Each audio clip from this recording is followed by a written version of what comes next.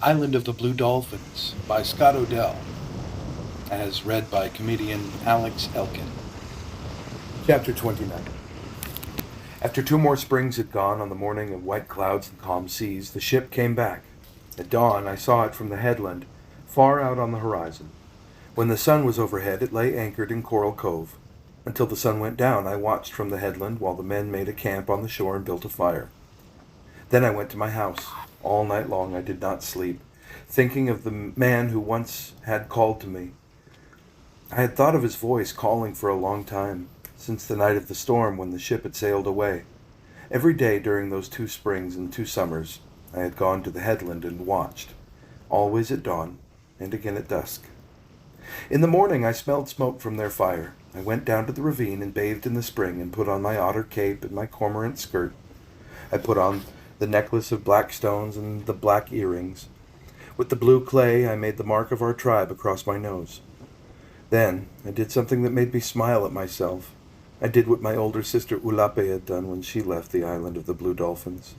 Below the mark of our tribe, I carefully made the sign which meant that I was still unmarried. I was no longer a girl, yet I made it anyway, using the blue clay and some white clay for the dots. I went back to the house, then built a fire and cooked food for Rantuaru and me. I was not hungry, and he ate my food, and his too. "We are going away," I said to him, "away from our island." But he only put his head to one side, as his father often had done. And when I said no more, he trotted out to a sunny place and lay down and fell asleep. Now that the white men had come back, I could not think of what I would do when I went across the sea, or make a picture in my mind of what the white men and what they had did there, or see my people who had been gone so long, nor, thinking of the past, of the many summers and winters and springs that had gone, could I see each of them. They were all one, a tight feeling in my breast and nothing more. The morning was full of sun. The wind smelled of the sea and the things that lived in it.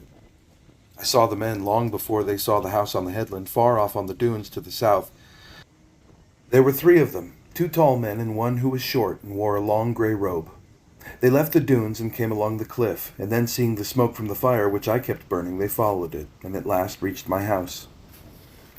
I crawled under the fence and stood facing them. The man in the gray robe had a string of beads around his neck, and at the end of it was an ornament of polished wood.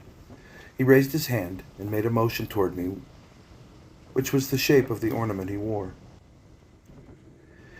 Then one of the 2 men who stood behind him spoke to me.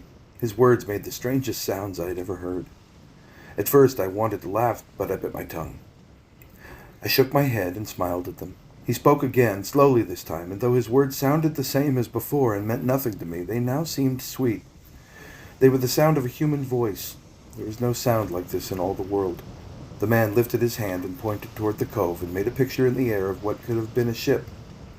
To this I nodded, and myself pointed to the 3 baskets I had placed by the fire, making a gesture of taking them with me to the ship, also the cage in which I had put 2 young birds. There were many gestures before we left. Though the 2 men spoke amongst themselves, they liked my necklace, the cape, and the cormorant skirt that shone in the sun, but when we got to the beach, where their camp was, the first thing the man who spoke the most did was to tell the other men to make me a dress.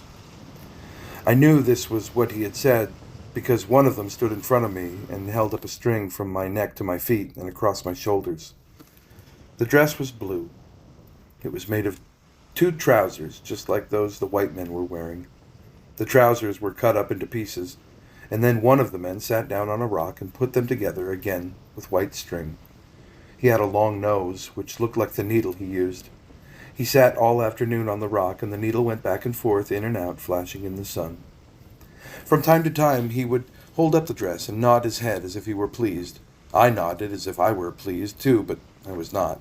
I wanted to wear my cormorant skirt and my otter cape, which were much more beautiful than the thing he was making. The dress reached from my throat to my feet, and I did not like it, either the color of it or the way it scratched. It was also hot. But I smiled and put my cormorant skirt away in one of the baskets to wear when I got across the sea, sometime when the men were not around. The ship stayed in Coral Cove 9 days. It had come for otter, but the otter had gone. Some must have been left, after all, who remembered the Aleuts, for on that morning there were none to be seen. I knew where they had gone. They had gone to Tall Rock, but when the men showed me the weapons they had brought to kill the otter, I shook my head and acted as though I did not understand. They pointed to my otter cape, but I still shook my head. I asked them then about the ship that had taken my people away many years before, making the signs of the ship and pointing to the east, but they did not understand. Not until I came to Mission Santa Barbara and met Father Gonzalez did I learn from him that this ship had sunk in a great storm soon after it reached his country, and that on the whole ocean thereabouts there was no other. For this reason, the white men had not come back for me. On the 10th day we sailed. It was the morning of blue skies and no wind. We went straight toward the sun. For a long time I stood and looked back at the island of the Blue Dolphins. The last thing I saw of it was the high headland. I thought of Rontu lying there beneath the stones of many colors, and of Wanani, wherever she was, and the little red fox that would scratch in vain at my fence, and my canoe hidden in the cave, and of all the happy days.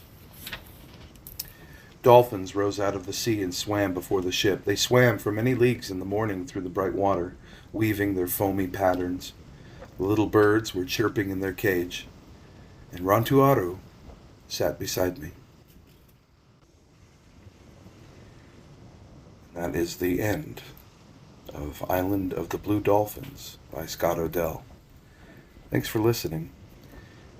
This, of course, is brought to you for free, but if you feel like donating to any of my platforms, please feel free to support me at alex-elkin-comic on Venmo, paypal.me/alexelkin, or on my Cash App at A Comic. That's capital A, capital C, Comic. A Comic.